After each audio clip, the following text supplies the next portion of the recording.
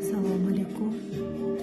Bugun shunaqa chiroyli go'zalliklarni Chinni bozor 5-qator 8-do'konda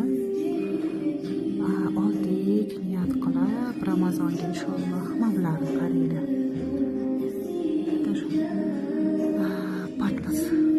Patlaslarni ham juda go'zal qilib yaratishdi.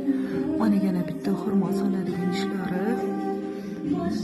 Biz пока hali esatmadik. Inshaalloh shu qo'lni juda chiroyli qilib esatamiz. Alloh yetkazsin shu kunlarga. Bu chiroylari xohlasa ibodatlar qotganda qarang, chiroyli shag'amli yonib turadigan